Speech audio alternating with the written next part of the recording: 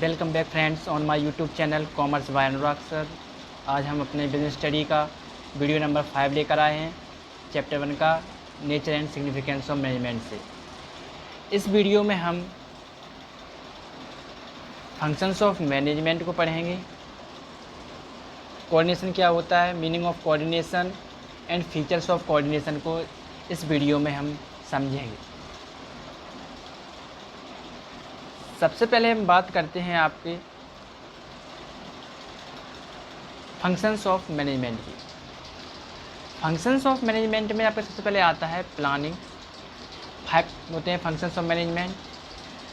First है आपका planning, second organising, फिर स्टाफिंग, डायरेक्टिंग और कंट्रोलिंग। वन बाय वन इनको थोड़ा थोड़ा समझेंगे और फिर इनका जो आपके बिजनेस स्टडी का पार्ट 1 है उसमें यही सब चैप्टर हैं।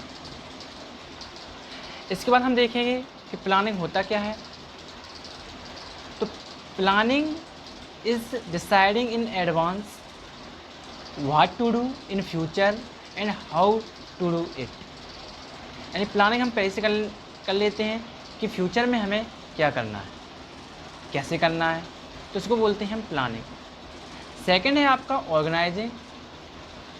Organizing means to assign duties, grouping tasks, establishing authority and allocating resources required to carry out a specific plan।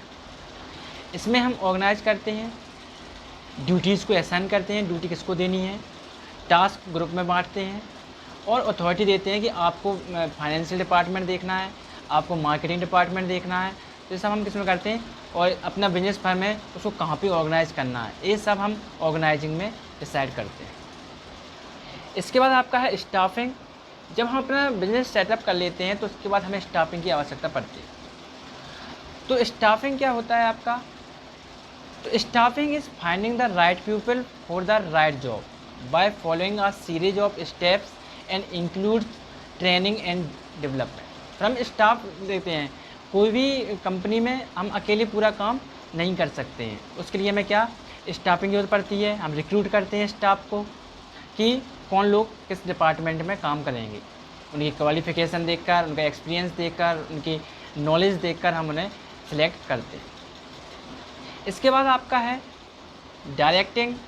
अब हम क्या करेंगे, स्टाफिंग कर ली तो स्टाफिंग करने के बाद जो स्टाफ हमें रखा है उसको ट्रेनिंग देना, उसको बताना कि आपको कौन सा काम करना है, आपको फाइनेंस का काम करना है कि आपको मार्केटिंग का काम करना है कि आपको बिजनेस के मैनेजमेंट को देखना है। तो ये क्या इसमें आता है, डायरेक्टिंग। तो directing is leading, influencing and motivating employees to perform the task assign to them. It includes 4 activities. Directing में 4 एक्टिविटीज़ होती हैं। पहला आपका सुपरविजन, बी यानी सेकंड कम्युनिकेशन, फिर लीडरशिप और मोटिवेशन। ये हम डायरेक्टिंग से अपने एम्प्लॉय को करते हैं, सुपरवाइज करके, कम्युनिकेट करके, लीडरशिप करके या उसे मोटिवेट करके। इसके बाद आपका लास्ट जो फंक्शन है मैनेजमेंट का वो है कंट्रोलिंग। कंट्रोलिंग मीन्स कंट्रोल करना। अब बिजनेस हमारा सेटअप हो गया, स्टाफ भी रख लिया, ऑर्गेनाइज भी हो गया, डायरेक्ट भी कर लिया, उसके बाद क्या करना पड़ता है, हमें कंट्रोलिंग करना है कि कैसे हम अपने बिजनेस को कंट्रोल करके चलें। तो controlling is monitoring the organisational performance towards the attainment of the organisation goals. यानी ऑर्गेनाइजेशन के जो गोल्स हैं उनको पूरा करने में कंट्रोलिंग हमारी मदद करेगा। यानी देख रेख कर हम पता कर सकते हैं कब तक हम अपना टारगेट या जो टास्क है या गोल्स हैं उनको हम आसानी से अचीव कर सकते हैं। इसके बाद हम देखेंगे आपका नेक्स्ट कि कोऑर्डिनेटिंग क्या होता है या कोऑर्डिनेशन क्या होता है। कोऑर्डिनेशन को हिंदी में बोलते हैं समन्वय। तो कोऑर्डिनेशन को द एसेंस ऑफ मैनेजमेंट भी बोला जाता है, एक महत्वपूर्ण बोल सकते हैं मैनेजमेंट का हिस्सा। तो coordination is the process by which activities of different department are synchronised to ensure unity of action. यानी कोऑर्डिनेशन क्या करता है, हमारी मदद करता है, यूनिटी बनाता है कि कैसे हमें काम करना है, कैसे ग्रुप में रह के हम अपना टारगेट को अचीव कर पाएंगे। तो ये सब किसमें पॉसिबल है, कोऑर्डिनेशन के द्वारा। अब फीचर्स ऑफ नेचर या कैरेक्टरिस्टिक्स क्या होते हैं कोऑर्डिनेशन के। तो जो नेचर है या फीचर है कोऑर्डिनेशन के वो है आपका फर्स्ट है कोऑर्डिनेशन इंटीग्रेट ग्रुप एफर्ट्स। तो कोऑर्डिनेशन है वो क्या करता है, आपका ग्रुप एफर्ट्स को इंटीग्रेट करता है।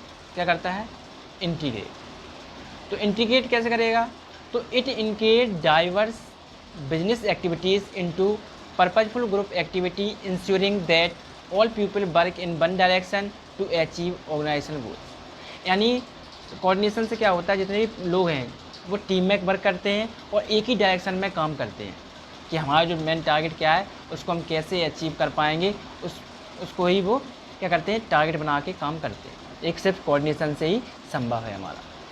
सेकंड है आपका coordination integrates group of action.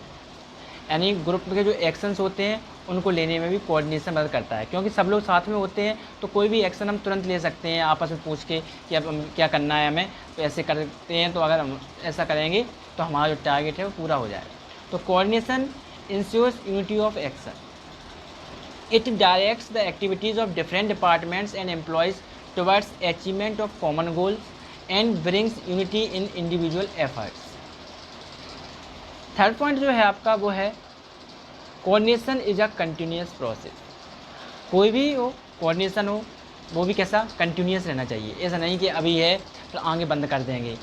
तो चाहे कौन सा लेवल ऑफ मैनेजमेंट हो, जब आपका टॉप लेवल हो, मिडिल लेवल हो या लोअर लेवल हो, सभी लेवल ऑफ मैनेजमेंट में कोऑर्डिनेशन कैसा होना चाहिए, कंटिन्यूस प्रोसेस में रहना चाहिए। तो it is not a specific activity matter, it is required at all level in all departments till the organisation continues its operation. जब तक ऑपरेशन चलता रहता है तब तक कोऑर्डिनेशन का होना आवश्यक होता है। इसके बाद हम देखेंगे फोर्थ पॉइंट अपना, coordination is a pervasive function. Coordination जो है वो आपका कैसा, परवेसिव फंक्शन है, यानी सार्वभौमिक, सभी जगह कोऑर्डिनेशन सभी जगह देखने को मिलता है। तो it is universal in nature, it synchronises the activities of all levels and departments as they are interdependent to maintain organisational balance. ये परवेसिव होता है और ये ऑर्गेनाइजेशन के बैलेंस को बना के रखता है। इसके बाद आपका है fifth point, coordination is a responsibilities of all managers. यानी कोऑर्डिनेशन जो है वो सारे मैनेजर्स के, चाहे वो टॉप लेवल के हों, चाहे मिडिल लेवल के हों या लोअर लेवल या सुपरवाइजरी लेवल के हों, उन सभी की रिस्पॉन्सिबिलिटी रहती है कि कोऑर्डिनेशन बना के ही हम क्या करें, काम करें। तो it is equally important at all the three levels, top middle and lower levels of management. Thus it is the responsibility of all managers that they make efforts to establish coordination. इसके बाद है आपका last six point, coordination is deliberate function. Coordination कैसा है, deliberate function है, आप आगे इसको फॉरवर्ड भी कर सकते हैं। तो कह सकते हैं coordination is never established by itself. Coordination अकेले के द्वारा नहीं बनाया जा सकता है, rather it is conscious effort on the part of every manager. और ये सभी मैनेजर्स का क्या है, एफर्ट होता है। Operation is voluntary effort of employees to help one another. Effective coordination can not be achieve without cooperation of group members. अगर group members में कोऑपरेशन नहीं होगा तो क्या कोई भी टारगेट या टास्क अचीव नहीं कर पाएंगे। तो ये आपके थे nature and features of characteristic. तो इसके साथ आपका जो फर्स्ट चैप्टर है वो आज फिनिश हो गया आपका। इसके बाद हम अपना सेकंड चैप्टर नेक्स्ट लेक्चर में पढ़ेंगे। Thank you for watching, like comment and subscribe my YouTube channel commerce by Anurag sir. Thank you.